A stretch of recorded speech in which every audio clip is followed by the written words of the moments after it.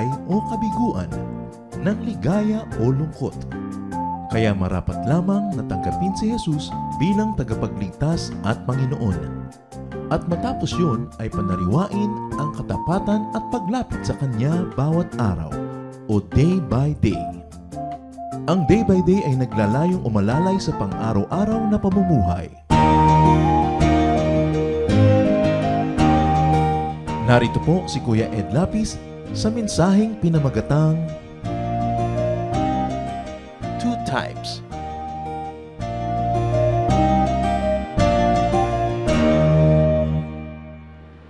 Napakadalas sa Biblia, ang pagpapalinaw ng mga bagay ay sa pamamagitan ng bilateral symmetry o pagpapakita ng dalawang magkatapat, kuminsan ay magkasalungat ng mga ideya. That's why you have two builders, you have two brothers, you have two types of merchants. Maraming ganyang uri ng pagpapaliwanag. Ang pag-aaral natin ngayon, lalong paglilinaw ng maraming mga bagay, pinamagatan nating two types. And very especially two types of prisons. Dalawang uri ng kulungan. Panginoon naming Diyos, salamat dahil kayo ay nagpapalaya, nagpapalinaw ng aming pananaw. Ngayon, Panginoon, patawarin niyo kami sa aming mga kasalanan. Tanggalan niyo kami ng mga takip sa aming mga mata, sa aming tainga upang makita, marinig namin ang iyong mensahe ng buong linaw at liwanag. Nawa ang aming mga matututunan ay maging hakbang para mapalapit kami sa inyo, para lalo kami makasunod sa inyong kalooban.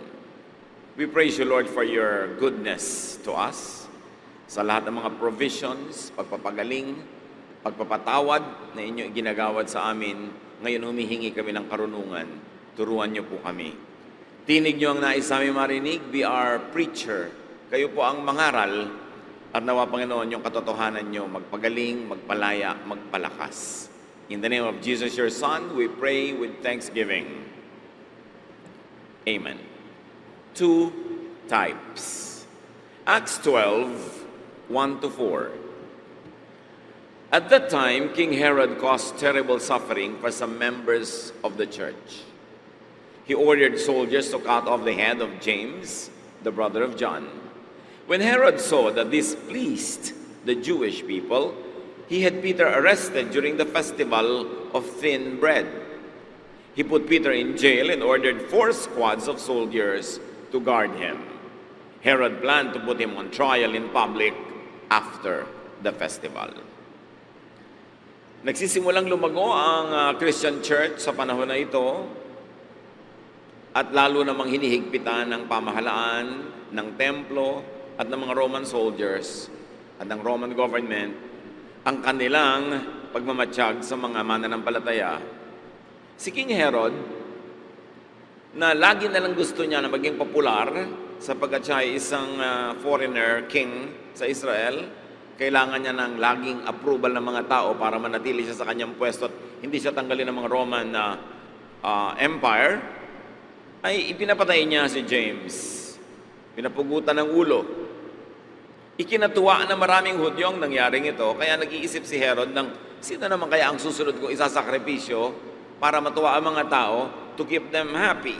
Alam niyo naman ang style ng Roman Empire, free bread and circus. Because their emperors and their ruling elite enjoyed so much, they wanted to give pieces of bread and pieces of entertainment to people so that the people would be kept busy and not think of revolting. Kaya ngayon, ipinaaresto naman ni Herod si Peter. Siya ang susunod na ipapapatay.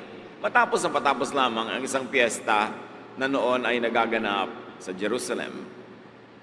So, nakulong si Pedro, pinabantayan sa maraming kawal, at sariwang-sariwa pa sa gunita ng lahat na pinugutan ng ulo si James o si Santiago. Kaya, ganun na rin ang pwedeng isipin ni Pedro, nakakahinat na niya. There was a threat, a very clear and present danger. Not only to Peter, but to all the other leaders of the church, and in fact to the entire church. Acts 12:5. While Peter was being kept in jail, the church never stopped praying to God for him. Ano pa nga ba ang giging tugon ng kapatiran sa ganitong napakalaking panganib, kundi ang manalangin? So habang si Pedro ay napahiwalay sa kanila, nakakulong, nakatali ng kadena sa loob ng mga may rehas na mga pitan, ang church naman ay nagtitipon-tipon at patuloy na nanalangin sa Panginoon para kay Pedro at natural para na rin sa kanilang mga sarili. So there was also a clear and present help in response to a clear and present danger. So nakikita natin yung bilateral symmetries. Kung may kaliwa, may kanan. Parang dahon ng halaman, parang tinik ng isda. Kung meron sa kaliwa, meron sa kanan. So kung merong danger, may threat, meron namang tugon ang mga Kristiyano. Acts 12:6. The night before Peter was to be put on trial, he was asleep and bound by 2 chains. A soldier was guarding him on each side, and 2 other soldiers were guarding the entrance to the jail. So, symmetrista naman, dala-dalawa. Nung si Pedro ay naghihintay ng kanyang trial kinabukasan, siya naman ay mahimbing na nakatulog. Ang magkabila niyang kamay ay parehong nakagapos ng kadenang bakal, may 2 kawal sa kanyang kaliwat kanan, at meron pang mga kawal na nagbabantay naman ng pinto ang bakal na patungo sa piitan at siya na rin namang pintong labasan ito. So there were 2 chains, 2 soldiers on each side, and 2 other soldiers on each side of the door. In other words, King Herod wanted to ensure that Peter would be killed, that he would be kept in jail so that he would be alive to be killed after the trial. It echoes a very familiar scene when the authorities of Rome and Israel tried to keep Jesus in the tomb. Nasa loob ng libingan ang Panginoong Jesus, pinabantayan pa rin nila yung libingan para huwag makalabas si Jesus. At ganoon din naman ang ginawa nila dito kay Pedro, binabantayan para huwag makalabas. Peter was asleep, at ang kaisa-isa lang natin pwedeng isipin, liban sa baka pagod na pagod talaga siya, ay napakalalim ng kanyang pananalig na kaya niyang tulugan ang bisperas ng kanyang paglilitis at maaring immediate execution. Ang aga pa lang sa kwento, meron ng lesson para sa ating lahat, mga kapatid. Sleep, rest, when there's no other thing left to do. Kahit gaano kabigat ang problema mo, kahit gaano kalaki ng suliranin, kung talaga namang sa sandaling yun, wala ka naman pwedeng ibang gawin, matulog ka na lang. Ipahinga mo, palipasin. Para kung sakaling kinabukasan, o sa mismong gabi na yon ay dumating ang solusyon ng yung problema, ikaw naman ay rested, nakapahinga, at malakas ang katawan, may kakayanan na sagutin ang mga darating pang mga pagsubok o kaya ay ang solusyon. It is useless to remain sleepless when not sleeping will not help anyway. Ang mga anak ng Diyos, dapat meron ganung uli ng practicality. Na kung wala ka naman talagang ibang magagawa, o nagawa mo na ang lahat ng kaya mong gawin, magpahinga ka naman, at hayaan mong Diyos ang tumapos ng kwento. Sino ang mag-aakala na ang isang taong lilitisin na bukas at maaaring mamatay kinabukasan din ay makakaya pag matulog ng mahimbing? Pero yan, ang nakita nating ginagawa ni Pedro na pwedeng gawin ng sino man sa atin, kahit may malaking suliranin, pero wala ka naman talaga magagawa sa oras na yon, ang mabuti pa ipahinga mo na lang muna ang iyong katawan, ang iyong isip, para maging handa ka for receiving God's answers to your prayers. Acts 12:7, suddenly, an angel from the Lord appeared, and light flashed around in the cell. Tulad din ang kwento ng pagbangon ni Jesus mula sa kamatayan, may dumating na anghel, nagliwanag ang loob ng kulungan, tulad ng nagliwanag ang loob ng libingan ni Jesus. Now we see 1 angel versus 2 chains, 2 soldiers on each side, and 2 other soldiers on each side of the door. Napaka-dramatic, no? 2 versus 1. Acts 1, or rather 12, 7-10. The angel poked Peter in the side and woke him up. Then he said, "Quick, get up." The chains fell off his hands. And the angel said, "Get dressed and put on your sandals." Peter did what he was told. Then the angel said, "Now put on your coat and follow me." Peter left with the angel, but he thought everything was only a dream. They went past the two groups of soldiers, and when they came to the iron gate to the city, it opened by itself. They went out and were going along the street, where all at once, the angel disappeared. Ang bilis ng mga pangyayari. Kinalabit, niyugyug, ginising ng anghel si Pedro at sinabi, "Magmadali ka, tumayo ka." At nalaglag ang mga kadenang bakal na nakatali sa mga braso nitong si Pedro. At sabi ng anghel, "Magbihis ka, isuot mo ang iyong mga sandalyas." Sumunod naman si Pedro. At sabi, "O sige, yung balabal mo, yung pangginaw mo, isuot mo na, lalabas tayo, sumunod ka sa akin." Sumunod naman si Pedro, although iniisip niyang isang panaginip ang nangyayari, pero sumunod pa rin siya. At lumampas sila sa dalawang pangkat ng mga sundalong nagbabantay na hindi sila nakita o namalayan.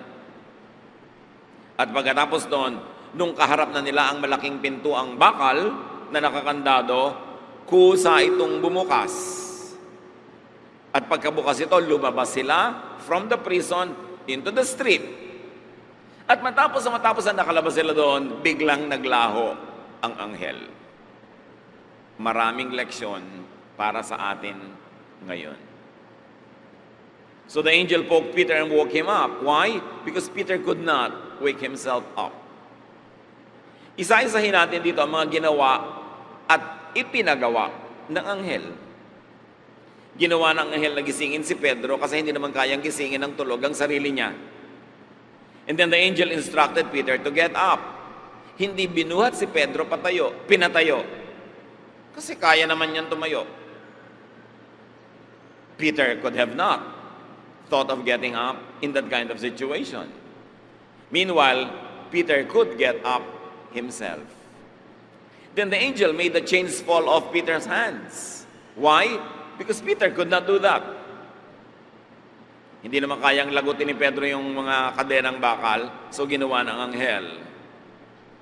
At nakita natin dito that the irreversible process of liberation had begun.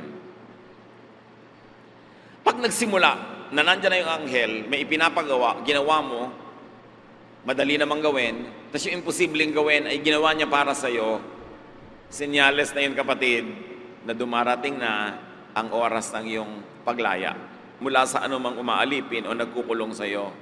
God had begun His irreversible process of liberation. All you have to do now is to be sensitive, to be obedient. So the angel instructed Peter to get dressed and put on his sandals. Hindi naman binaby-baby ng anghel si Pedro na sinuotan pa ng kanyang damit, sinuotan pa ng kanyang sandals, kasi kaya naman niyang gawin. Kasi sabi, magbihis ka na, isuot mo na ang iyong sapin sa paa. Peter could do that. So the angel did not do it for him. And Peter did as he was told, according to the Bible. Nakita niyo yung laro ng bilateral symmetry? May ginagawa ang Diyos, may gagawin ka. In response to what you did, God will do something that you cannot do. Then you do something that you can. And then God will do something that you cannot do. And you respond with you doing something that you can. Hindi mo ipinapagawa sa Diyos lahat. Hindi niya gagawin lahat para sa iyo. Dahil nilikha ka naman na may kakayanan, responsibilidad mo kapatid na gawin ang kaya mong gawin habang nilulutas ang iyong problema. Hindi mo idadagan lahat. Hindi katulad ng mga ibang kamag-anak, idadagan lahat sa kamag-anak ang buong problema nila. Hindi sapat na naitulungan sila sa area na hindi nila kaya, tapos kayanin na nila yung kaya nila. Idadagan lahat hanggang iwan ka na tuloy at pagsawaan. May pananagutan ng mga taong gustong malutas sa mga problema nila. You always have to do what you can do. And then ask God to do for you what you cannot. Peter did not ask that, at least we are not told by Scripture, but the church did. The church has been praying to God fervently. They did not know the details of how God would answer, but now we are seeing the answer unfold before our very eyes. At napaka-thoughtful ng Diyos through the angel. Sana, kalayaan na, takbuhan na, labas na agad. Pero sabi ng anghel, hep, hep, hep, hep, magbalabal ka, maginaw sa labas. At hindi ka basta tatakbo para makalaya. Put on your sandals. Baka mahiwa ng mga bato ang iyong paa, baka kamatinik, baka kamatapilok. Pag ang Diyos nagbibigay ng solusyon hanggang detalye, iniisip niya. And if you are sensitive to how God moves, you will appreciate the very details. And the more appreciative you are, the more God will do something that will please you and will help you. Because God appreciates your appreciation. So kailangan sensitive ka, hindi ka lagi nakafocus sa problema mo, sa reklamo mo. Lagi nagpapasalamat ka pag may dumadating na ginhawa, may dumadating na sagot. Dahil iniisip ng Diyos lahat yon. Remember, hindi naman Diyos ang kumalabit kay Pedro, hindi Diyos ang nagsabi sa kanyang bumangon ka, hindi Diyos ang nagkalag ng kadena, may inutusan ng Diyos, anghel. At sa buhay natin, maraming anghel na inuutosan ng Diyos para tayo tulungan, maanghel na walang pakpak. Katulad ng katabi nyo, sulyapan nyo nga sandali. Maaaring ginagamit ng Diyos yung katabi nyo na anghel araw-araw, pag hindi nyo napapansin, iniinis nyo pa. At tayo rin ginagamit ng Diyos sa anghel sa pagtulong sa iba. Pag nakakarinig kayo ng udyok ng Espiritu na parang tulungan mo si ganon, bigyan mo siya ng ganon, puntahan mo ito, dalawin mo, textan mo, maaaring udyok yan ng Diyos through the Holy Spirit. Dahil gusto kanyang gamiting agent of blessing to people. Huwag tayong magbingi-bingihan, huwag tayong magmaang-maangan, at huwag tayong magpatamad-tamad. Pag nararamdaman natin na gusto tayong gamitin ng Diyos sa pagpapala sa ibang tao. Bakit nakasulat ang kwentong ito? Hindi lang dahil ito'y kasaysayang nakalipas na, kundi ito'y isang kasaysayang patuloy na nagaganap at paulit-ulit na nagaganap, hindi lang sa buhay ni Pedro, kundi sa buhay nating lahat. Dapat lang makita mo yung leksyon. Talagang ito si Pedro ay patungo sa paglaya. Kasi ipinanalangin siya, dinalaw siya ng anghel, at ngayon lahat ng pinapagawa sa kanya, ginagawa niya. Pero iba na yung huli eh. Sabi, tumayo ka dyan, halika na, lalabas tayo. It was a direct challenge already to the guards. Mano namang mahuli siyang nagsasandalyas, mano namang mahuli siyang nagdadamit, nagbabalabal. Pero yung lalabas na siya sa prison, maglalakad na siya patungo doon sa may pinto, tahasan na yan. Napaglabag sa kalooban ni Herod. Pero yon ang kalooban ng Diyos. So Peter obeyed.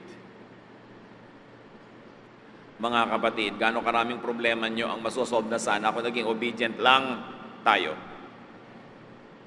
Kung sumunod lang tayo, hindi yung, ay ang hirap, baka tayo mahuli, baka hindi pwede yan. Huwag na lang, saka na lang, bukas na lang. Nagpapaganong-ganon pa, ikaw na nga itong nililigtas sa problema. Sumunod. When there was nothing else to do, Peter rested. Remember? But now that there was something clear to do, Peter did it. Ganda ng principle. Habang hindi pa malinaw kung anong pwede niyong gawin, hindi wala kayong dapat gawin. Kesa gawa ka ng gawa dahil masyado kang gustong kumilos ng kumilos, hindi pa naman sure, dumadami lang ang mali. Pero pag malinaw na, kung anong kalooban ng Diyos, kung ano ang matalinong dapat gawin, dapat huwag nang magpatagal-tagal pa gawin na. The angel enabled both of them to go past the second set of guards. Peter could not do that, so the angel did it for him. The angel opened the iron gate to the city. Peter could not do that, so the angel did it for him. Then, when Peter was already safely out of the prison, dressed correctly and properly, the angel disappeared. Hindi na kailangang tulungan pa si Pedro. Ibig sabihin, from there on, bahala na siya. Mga kapatid, pag may tumutulong sa inyo, dapat may mabilis at kagyat na ending ang pagtulong niya. Hindi yung habang panahon na kayo magpapatulong. Pag natulungan kayong minsang tuwid sa gutom, hindi ibig sabihin yung gutom nyo bukas, iaasa nyo na naman sa kanya. Pag minsan kayo napagbigyan, hindi ibig sabihin lagi nyong aasahang pagbibigyan kayo. Yung tulong, para ka mabilis matulungan ng langit, dapat mabilis mo ring pinuputol ang pangangailangan ng tulong dahil kaya mo na. Masarap tulungan yung mga tao naman kung hindi ka lang natatakot na baka mawili, baka umabuso, baka bigyan ko yan ng pang-enroll ngayon, yung semester, nando na yung mukha niya sa pinto ko. Baka tulungan ko siya ngayong makaalis sa kanyang problema, abutan ko ng konting pera, pero baka yung may problema to nandito, so wag na lang nga. Ganun na nangyayari Tinatakot natin ang mga tao na tumulong sa atin, at hindi lang yon, pinaparusahan natin yung mga tumutulong sa atin. Idinadaga na natin sa kanila ang lahat. Ayaw na natin silang palayain, ayaw na natin silang pagpahingahin. Nagiging tungkulin na nila na tulungan tayo. Sa takot tuloy na mapasubo, di na lang sinisimulan na tulungan tayo. Tayo ang nalulugi. Pero pag may tumutulong sa inyo, dapat malinaw sa kanya kung kailan siya gagraduate sa pagtulong. Pag nangungutang kayo, malinaw kung kailan kayo magbabayad at bayaran nyo nga. Hindi yung umutang kayo, nangako kayo next week babayaran, hindi nyo naman sinabi kung anong taon. Next week, sa May pala ng 2024, hindi nyo sinabi, sabi nyo lang sa May. No? Yung pala, maybe this year, maybe next year, maybe never. Yung tumulong sa inyo ngayon, siya pa ngayon ang nag-aalala, mababayaran kaya ako? Nalimutan niya kaya may utang siya sa akin? Siya pa ngayon ang namang problema sa halip na premyuhan niyo siya sa pagiging matulungin. Pag siningil kayo, kayo pa'y galit. Sa palagay niyo, patuloy kayong matutulungan ng langit pag may problema kayo? You know many people who never succeed in life, who are never fruitful, who always fail, have a common denominator. Hindi sila lovable. Hindi sila likable. Tinulungan mo, nainis ka. Binigyan mo, nainis ka pa lalo. Pinagbigyan mo, inabuso ka na, so lalayuan mo. Sa palagi mo, ikaw lang ang lalayo doon. Lahat ng tao makakadiscover ng ugali niya, lalayuan siya. And you know, people need help of other people to succeed. You cannot really continue to succeed without other people's help. And people help only those that they like. Only other people that they love, that they have an affection for, or at least goodwill for. Kaya pag may mga taong laging sinasabi na, lagi akong bigo, lagi akong hindi nagsasucceed, siguro nakakabuisit ka. Siguro nadadala ang tumutulong sa'yo. Kaya, ayan, pinapabayaan ka nilang tuloy. So, hindi na binigyan ng chance ng anghel si Pedro na umabuso pa. Nawala na lang siya.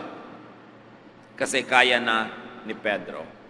Peter could now do everything on his own. The angel would not babysit him. At ganoon din naman ang mga anak.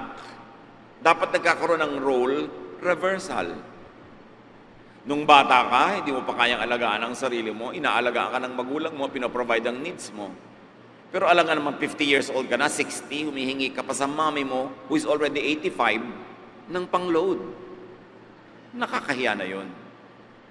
Kailangan dumadating sa punto ng buhay na nababaligtad naman. Mga magulang mo naman ngayon ang pinoprovidean mo, tinutulungan, binibigyan, hanggang bawiin na sila ng Panginoon at bakit nila si Jesus ng bukhaan. Diba?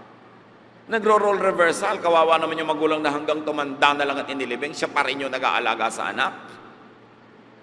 Lalo't ang mga anak hindi aalagaan ng sarili, malagagay sa mga hirap, sa mga gulo, o kaya makakakomit ng crime, makukulong pa, ang tanda-tanda na ng magulang, dumadalaw pa sa kulungan, imbes siya ang inaalagaan ng anak. Kaya dapat ang tao nagpapakatino para lahat ng tumulong sa iyo, mapag-graduate mo agad at ikaw naman ang tutulong sa kanila.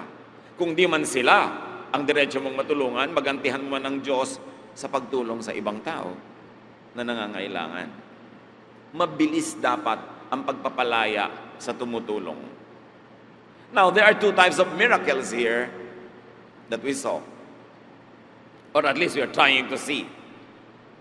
One, God does for you what you cannot do. Miracle yon. Lahat pinag-usapan na natin yon. Hindi kaya ni Pedro gisingin ang kanyang sarili, kalagan ng kanyang sarili, buksan yung pintuan, at bulagin yung mga gwardya. God did it for him. Miracle yon. May isa pang miracle na madalas hindi ito nangyayari kasi hindi natin nire-recognize as another miracle that needs our participation. God tells you to do what you actually can do, And all you need to do is obey. Miracle yun. Pag alam mo ang ipinagagawa sa iyo ng Diyos, kaya mo namang gawin at ginawa mo, nagkakaroon ng himala. Ngayon, ba't hindi nagkakaroon ng himala? Hindi man umaabot doon eh. Kasi alam mo ang dapat gawin, hindi mo ginagawa. Hindi kumpleto yung cycle. The miracle is never finished. The Bible tells us what to do in nearly every aspect of life. Kung hindi man sa bawat kamo, liit-liit ang detalye, may general and universal principles na pwede mong i-apply sa kaliit-liit ang detalye ng iyong particular na sitwasyon. And all you have to do is just obey. And when you do obey, God does for you what you cannot do, you do what you can do, the miracle is completed. Kailangan laging may participation. So nakakita tayong dalawang uri ng miracle. Yung ginagawa ng Diyos para sa iyo at ginagawa mo para sa iyong sarili. Hindi nagkukulang ang Diyos ng kanyang part.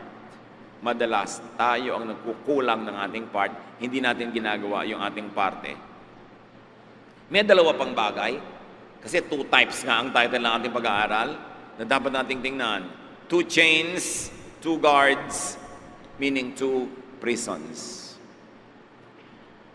May dalawang uri ng kulungan sa kwentong ito. At malamang, isang uri lang ang nakita ng marami sa atin. One is the physical prison. Yung bakal, yung bato, yung dingding, yung mga gwardya, yung utos ni Herod, yung law, physical prison yon. You can't do anything about it on your own. Kaya doon may ginawa yung anghel, kaya doon may ginawa ang Diyos. Mga kapatid, the types of prisons that are imposed on you from the outside, yung mga pagpigil sa inyong mga kalayaan, yung pagsikil sa inyong mga gustong gawin, na nanggagaling sa labas ninyo, sa ibang lugar, sa ibang tao, ang lakas para gawin yun sa inyo, yun ang inyong ipasa Diyos.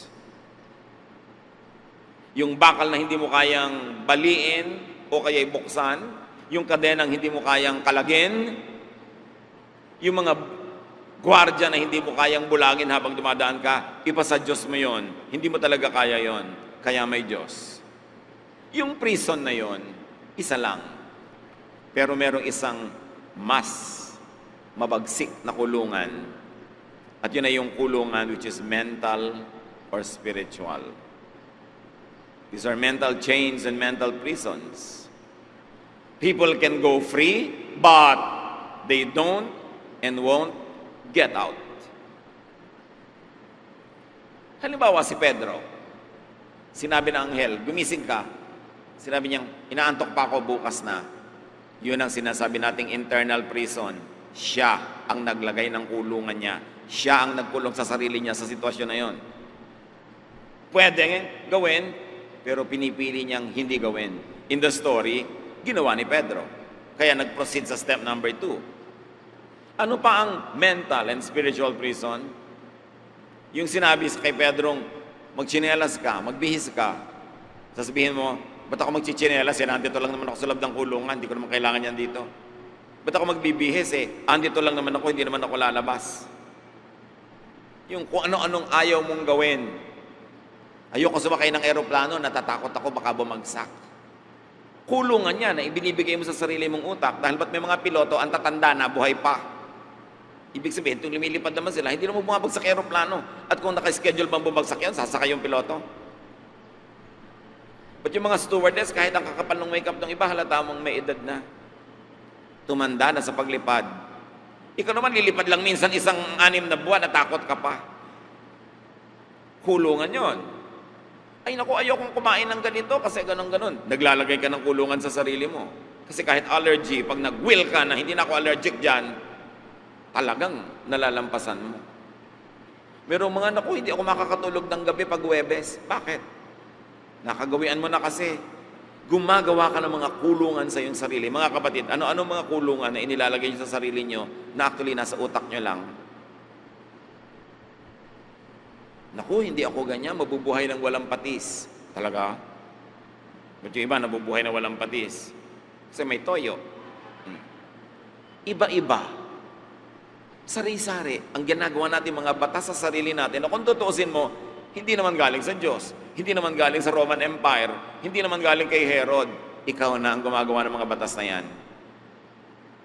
Kulungan ba? Nakakapagpalaya o nakakapagpaliit ng iyong mundo? So, marami yan. Anong mga halimbawa niyan? Marami. Pero anong dahilan? Mental prisons because of ignorance. Because of blindness. Mga biases. Yung mga damage sa utak natin na nalagay doon ng mga bata pa tayo na hindi na natanggal, buong buhay dala-dala mo. Buong buhay, baka hanggang ngayon 50 anyos ka na, takot ka pa sa Bombay. Kasi tinakot ka ng nanay mo, may Bombay dyan. Kung may Bombay ngayon, natatakot ka. Teka, anong inimbento ng nanay ko na prison? Tinatamad lang pala siyang bantayan ako, kaya para huwag akong umalis, may Bombay. May aswang dyan. May multo dyan. May nakakita na ba talaga ng aswang sa buong buhay? Tingnan nyo mga paligid nyo. Nakakita na ba talaga kayo ng aswang? Pero may mga taong ang tanda-tanda na natatakot pa. Wala pa naman ni isang nahuli ng lambat na ilagay sa kulungan, sa klinik para masuri. Wala naman. Pero takot na takot ang napakarami. Kasi condition. Madilim yung kwarto, ayaw mong pumasok. Dahil bata ka pa, tinakot ka, madilim dyan, may momo. Kulungan. Yung iba ayaw man lamang pumunta sa morgue. Aanin ka naman ng mga patay. Bakit ba yung mga medical student natutulog, may katabing bangkay? Paggising, nire-review na naman yung mga ugat-ugat dyan at mga kung ano-anong mga tissues ng bangkay. Ano ginawa ng bangkay sa kanila? Wala naman. Pero ikaw, takot na takot sa bangkay na condition. Maraming mga kapatid ganyan, because of mental conditioning, because of ignorance, kulong na kulong ka sa buhay. Ayaw mo makipag-usap sa Ilocano, o sa Bicolano, o sa Tagalog, dahil sabi ng lola mo, naku, kidnapper yan. Pumasok sa utak mo na gano'n. Pagkapampangan, masarap magluto. Talaga? Subukan nyo nga lahat ang kilala nyo. Yung iba tuloy napapagod. Kasi expectation sa kanila, Kapampangan, masarap magluto. Another prison, sila yung nakukulong ng expectation. Ang dami nun. Sabi sa Hosea 4:6, my people are destroyed from lack of knowledge. Ang daming kulungan ng mga Kristiyano. Ay naku, bakit lalaki ka, may hikaw ka sa tenga? Ay bakit babae ka, maiksi ang iyong buhok? Mga kulungan inside the mind. Hindi naman Diyos ang may likha. Cultural issues lang ng churches nung araw na hindi na issue ngayon. Ba't kailangan hanggang ngayon gawing kulungan mo sa sarili mo yan? Hindi pwedeng gumamit ng drum set sa worship. Hindi pwede ito, hindi pwede yan. Ang daming ganon. So, sino ang may sabi na para lang sa sinigang na baboy ang gabi? Wala na bang ibang luto talaga sa gabi kundi pang sahog ng sinigang? Hindi ba kaya pwedeng pang facial yan? O deodorant? Wala, kasi gabi pang sinigang. Kulungan ng utak. Religious dictators like to control minds. They like to keep followers in chains. Kaya tinatakot ka, huwag kang aatin sa ganung worship, huwag kang makikinig sa ganun, demonic yon. These are prisons in the mind. Chains. To keep you safely near. Parang may aswang dyan, may Bombay dyan. Sasabihin sa'yo ng mga pastor, demonic doon. Ay naku, masama yun. Kulto yun. Panakot. Para huwag kang lumayo. At lagi ka lang nandun sa kanyang paligid para mautos-utusan ka anytime. People should be free because Jesus sets us free. That's why many religious dictators want a monopoly and control of their followers' minds. Kaya bawal ito, bawal doon. Huwag kang magbabasa ng ganitong hindi version ng Bible. Huwag kang makikinig sa ganung ganito at ganung ganyan. Ayaw kang makinig sa iba, tinatakpan ng tenga mo, tinatakpan ng mata mo, para ka makontrol. Nakakapagpalaya ba yon? No. Many people have prisons because of fear. Natatakot, so wag na lang. Natatakot mabigo. Natatakot bumagsak. Natatakot na hindi pumasa. So wag na lang. That's a prison. Hindi tao ang naglalagay sa iyo niyan, ikaw lang. Fear and complacency and resignation. Halimbawa, sinabi mo kay Peter, bumangon ka dyan, palalayain kita. Mabuti na dito, libreng kape. Libre pakain, di ba? Ganun daw ang mga kulungan libre ahit, libre, walang board and lodging na bayad, libre kuryente. Ayaw na nilang palitan ng buhay nila. Sasabihin nila kasi, ganyan lang talaga yan. Pag nakarinig kayo ng ganyan lang talaga yan, it's a prison in the mind. Ibig sabihin, huwag na nating palitan. Talagang ganyan yan Tiisin na lang natin. Ba't mo titiisin kung pwede kang makalaya? Kung sa kwarto mo may inihagis na ahas, sasabihin mo, ganyan lang talaga yan, hindi mo na aalisin. Pero maraming buhay ganon. Many people have prisons because of laziness. Sasabihin ng anghel kay Pedro, lumabas ka na, magbalabal ka na. Naku, tinatamad ako, pakibuhat na lang ako. O inaantok ako, bukas na lang. Another prison is, of course, lack of faith. Pag sinabi mo ng imposible, ibig sabihin, wala ka nang gagawin. Sinabi mo na imposible, hinusgahan mo na hindi pwede Sabi ng anak mo, nanay, gusto ko po maging doktor. Imposible anak yan. Nakita mo kung gaano tayo kahirap, imposible yan. Ikinulong mo na siya. Ang daming ganung magulang, nagkukulong ng anak. Hindi pwede anak yan. Mahirap lang tayo. Gusto niyang sabihin, ganito talaga yan, mahirap tayo, tatanggapin ko na lang, hanggang mamatay na lang tayo, mahirap tayo, ganon. Walang nababago hanggang hindi mo muna nilalabanan. Walang nababago hanggang hindi mo muna sinisimulang tanggihan. If you do not like poverty, you have to reject it. You must not embrace it.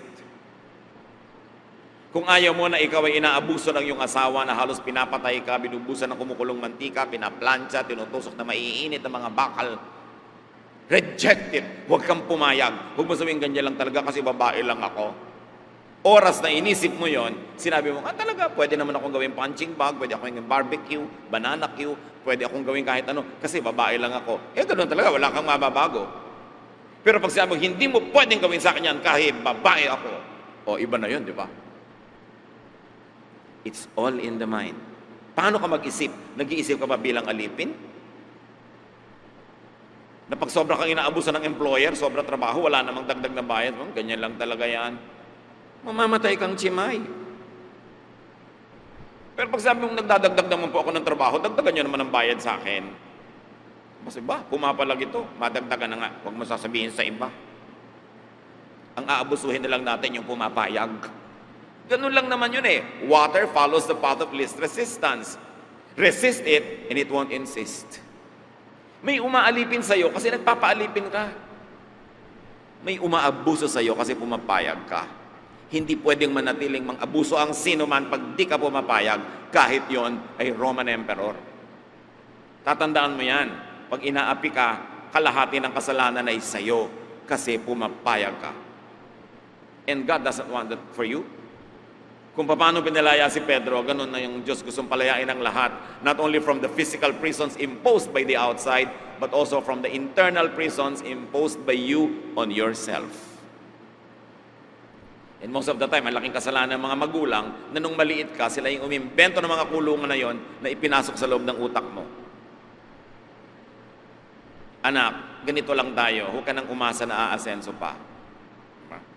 Huwag ka nang umasa magiging binibing Pilipinas kasi kulot-kulot ka. So, bakit hindi ba tayo pwede magpausa ng binibining Pilipinas sa mukhang ita?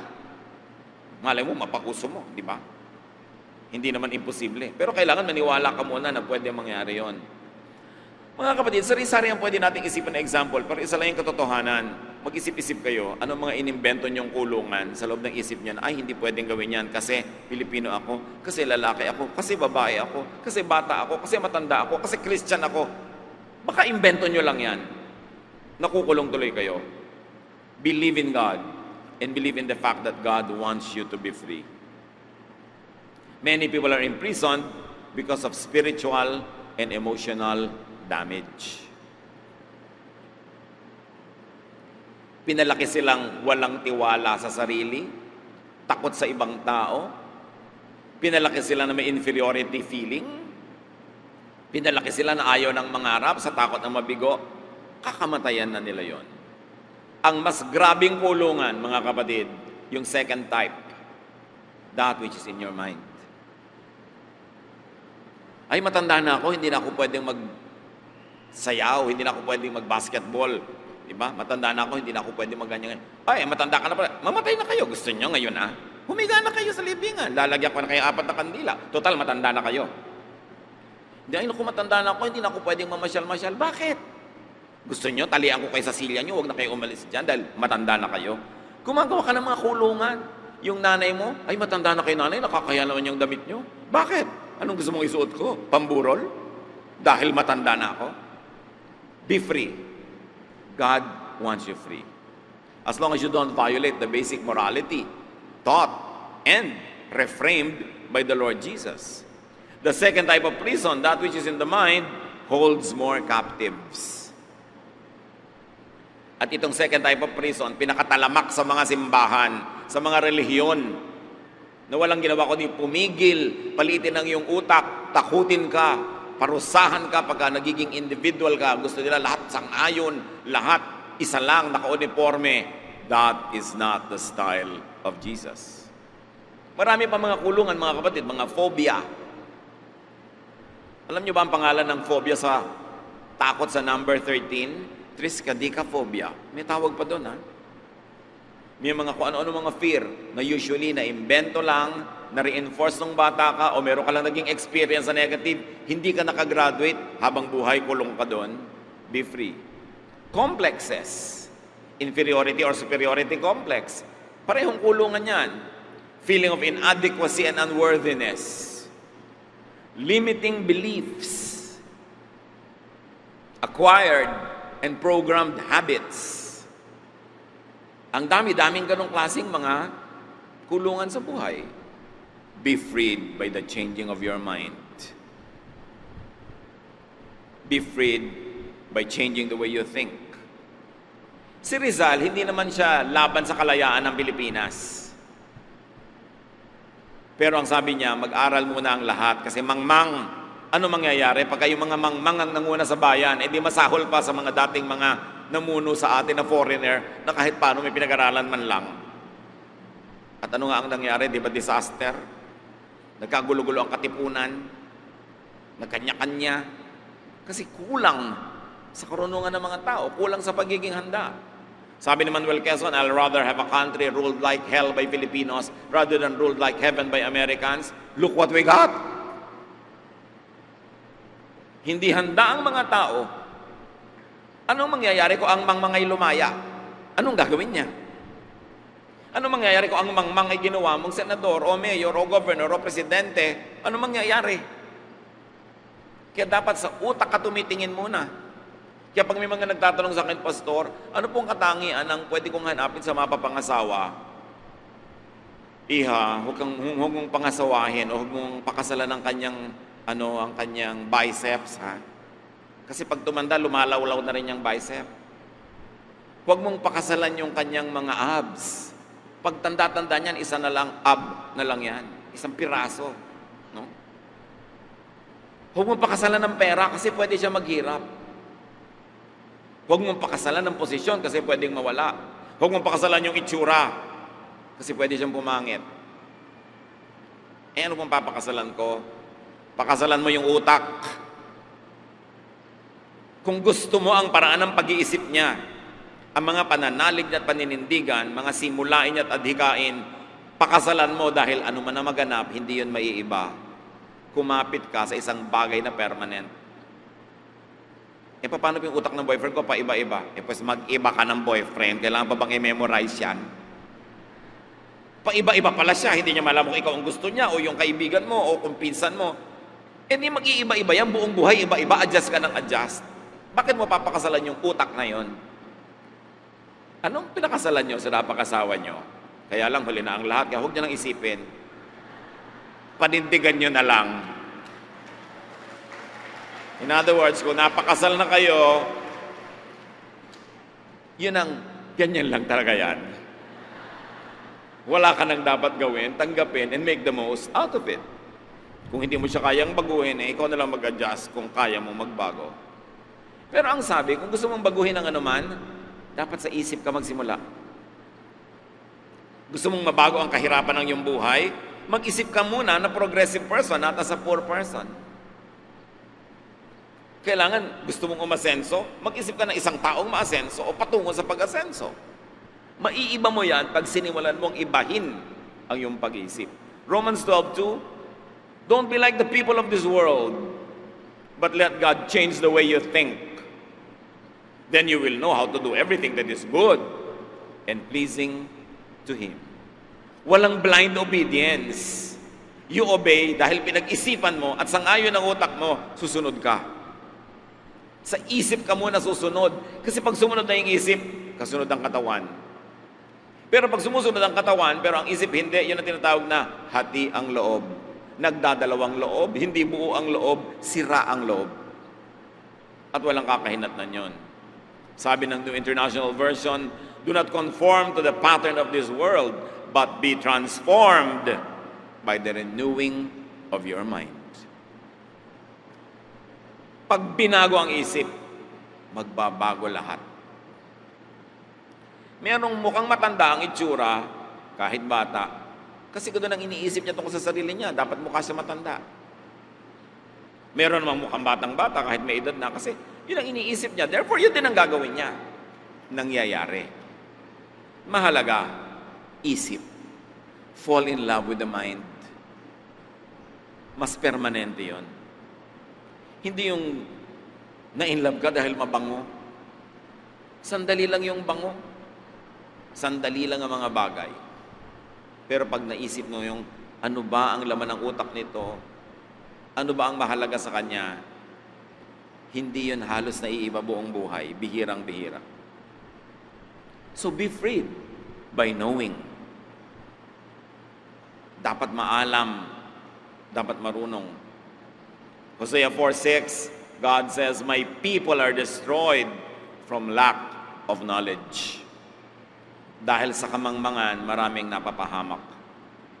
Be freed by believing. Si Pedro lumaya dahil ginawa niya ang kaya niyang gawin, nanalig siya sa kalooban ng Diyos na ginagawa through the angel. Pag nananalig ka kasi, nawawala yung word na imposible. Mark 9:23, Jesus replied, anything is possible for someone who has faith. Maniwala ka na makakaahon ka sa hirap, aahon at aahon ka. Pero maniwala ka na hindi ka na magkakaroon ng pag-asa, sa iyo pa lang wala ng pag-asa, paano ka lalapitan ng pag-asa? Sabi ng New International Version, sabi ni Jesus doon sa gustong magpahimala sa kanya, if you can, said Jesus, everything is possible for one who believes. Sabi kasi nung humihingi ng sagot, kung kaya niyo po, pagalingin niyo po ako. Sabi, ano, bakit ako ang issue? Bakit kung kaya ko? Hindi naman issue kung kaya kaya, no? Hindi, ang issue ay, naniniwala ka ba? Kasi pag naniniwala ka, mangyayari. So anong pinaniniwalaan niyo tungkol sa inyong buhay? Every single cell in your body will obey that thought and will make your belief happen. That's why you choose what you believe in. You choose what mind you listen to because that will become the shape of your mind also. So choose to be free. Choose to let Jesus set you free. And be freed by acting on faith. Nananalig ka, itaya mo ang lahat-lahat sa iyong pananalig. Dahil ayaw ng Panginoon na kalakalahati. A one-half faith is not even faith at all. A one-half believer is not a believer. James 2:17, in the same way, faith by itself, if it is not accompanied by action, is dead. Naniniwala ka na gusto ng Diyos na gumaling ka? Lahat ng action mo dapat patungo sa paggaling. Naniniwala ka na gusto ng Diyos umasenso ang iyong buhay? Lahat ng gagawin mo, lahat ng action mo, patungo sa pag-asenso. And you begin with your thought. You begin in the mind. What types of chains bind you? Anong uri ng kulungan sa dalawang ito ang kumukulong sa inyo ngayon? Anong uri ng kadena ang gumagapo sa inyo? What limits you? Physical or material limits, that which comes from the outside? Or mental and emotional limits, that which comes from within you? Be free in Jesus in both cases. Be empowered by Jesus. Let God do what you cannot do, but what you can, you must do. In faith, informed, with knowledge, with clear vision, the thing that God wants to happen in your life will happen. God wants you free. Hindi lang si Pedro ang gustong palayain ng Diyos. Hindi lang yung anghel sa kwento ang ipinapadala niya. Maraming ipinapadala sa atin para palayain tayo sa iba't ibang uri ng ating mga kulungan. Because you cannot realize the full will of God for you if you are in chains, if your mind is in prison. Malaki ang plano ng Diyos sa bawat isa sa atin. Maganda ang kanyang layunin. Pero una, makinig ka sa sinasabi niya. Do what you can so you will be free. From outside forces and from forces within you. Dear God, turuan niyo kami. Papaglinawin yung isip namin na mabigyan ng mga practical application sa buhay namin ang mga katotohanan ito. Maganda ang kwento ni Pedro, pero ipakita mong kwento din namin ito. Kwento ito ng aming araw-araw na buhay, ng aming pang-araw-araw na mga hinaharap na pagsubok. Turuan niyo po kami. Be silent in the presence of the Lord and let the Lord teach everyone more lessons in life.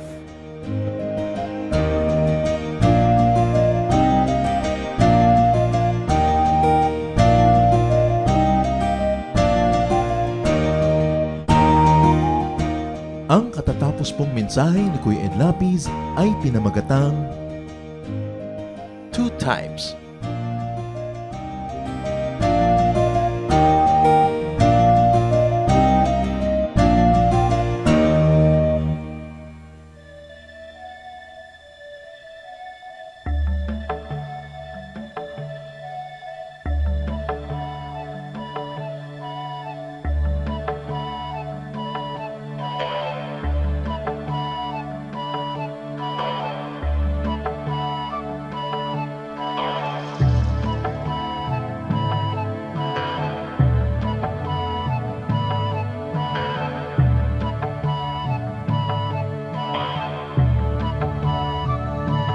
Sa pagsikat ng araw hanggang sa paglubog nito, ngalan ni Jesus papupurihan. Sa pagsikat ng araw hanggang sa paglubog nito, ngalan ni Jesus papupurihan.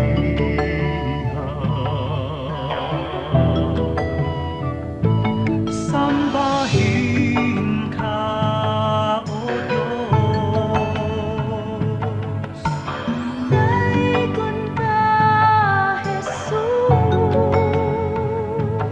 Daydayawan ka, O Apo Diyos, sa lahat ng panahon. Sambahin ka, O Diyos.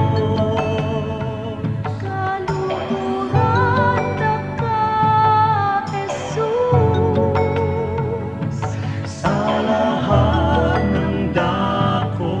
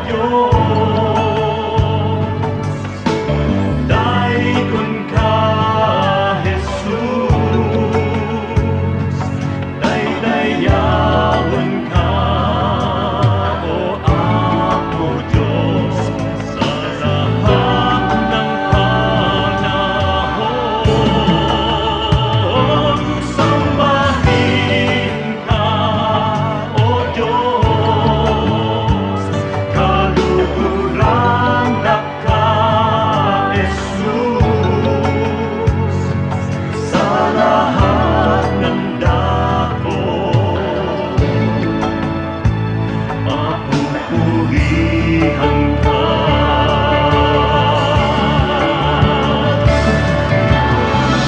Sa pagsilay ng liwanag mula doon sa silangan, nadarama't nakikita ang sa inyong pagmamahal. Lumalandas, humahawan, tumatanglaw sa aking daan, namumuna, gumagabay sa aking bala ng hakbang. Sa pagdatalyaong gabi na malamig at mainam, akin namang nalalasan ang inyong kapayapaan. Patinimnim ng bituin at liwanag niyang buwan, ay banayad kaya tulog ay madlang kapahingahan. Sa gabi man o sa araw, sa dilim man o liwanag, kayo ay aking kapiling sa lahat ng kalagayan. Ako'y hindi natitiis, ako'y hindi iniiwan, kaya lubos na papuri ang sa inyo'y aking alay. Sambahin ka,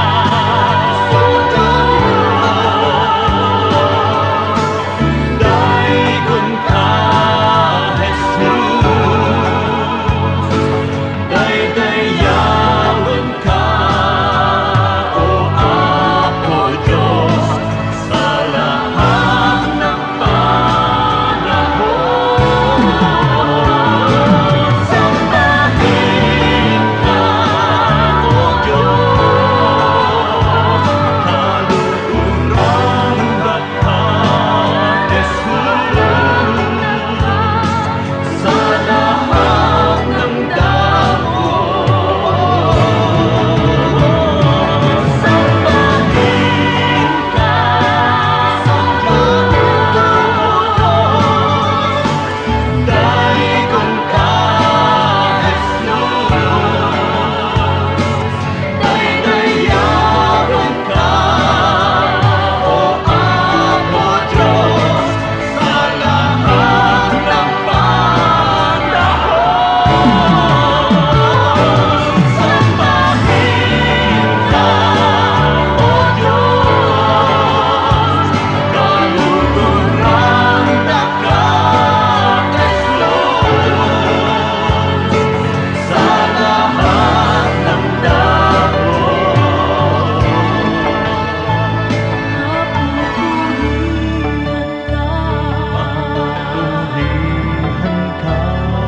papurihan ka, daydayawan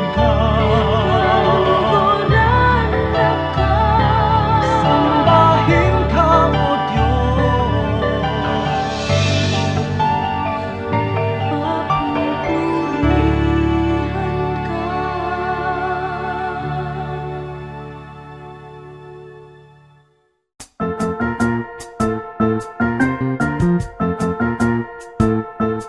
Oras na po para pansamantalang magpaalam ang programang Day by Day. Tayo po'y magsama-sama tuwing ika-6 hanggang ika-7 ng umaga, araw-araw. Magandang umaga po at mabuhay ang Panginoong Hesus!